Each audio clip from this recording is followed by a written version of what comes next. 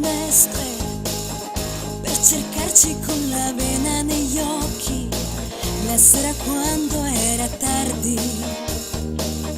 E mi sembravi un pagliaccio con il viso truccato da poco e le mani ingiallite.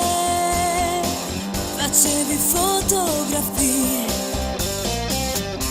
Che strana vita è la nostra, leggendo tutte e due le nostre mani. Quel mercante non sapeva più che fare e ci lasciammo invidiare. Camminavamo per niente si faceva l'amore, senza mai domandarci che strane quelle nostre giornate.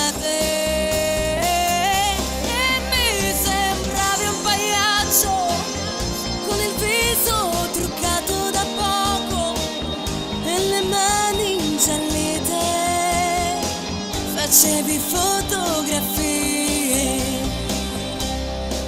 Che strani i nostri vestiti, senza neanche un portafortuna, con un ricordo di vacanze lontane che ci lasciasse ricordare.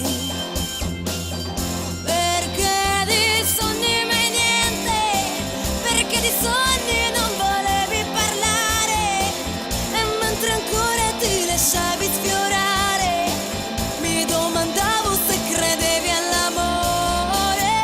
E si parlava di te come un vero pagliaccio, con le mani sbiadite. Facevi fotografie, una canzone cantavi nel cortile delle nostre risate, finché scendeva un'altra sera e noi in silenzio chiudevamo gli occhi. Ed ogni giorno è importante, ogni giorno ci sembrava importante per fare ancora un passo avanti nel giardino dell'amore.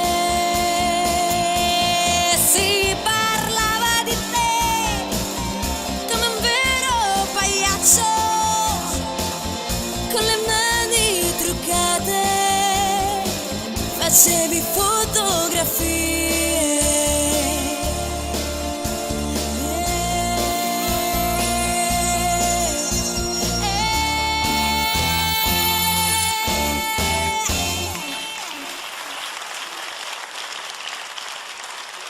Che voce, Silvia Grazie. Paolillo, complimenti, Grazie. complimenti, bravissima.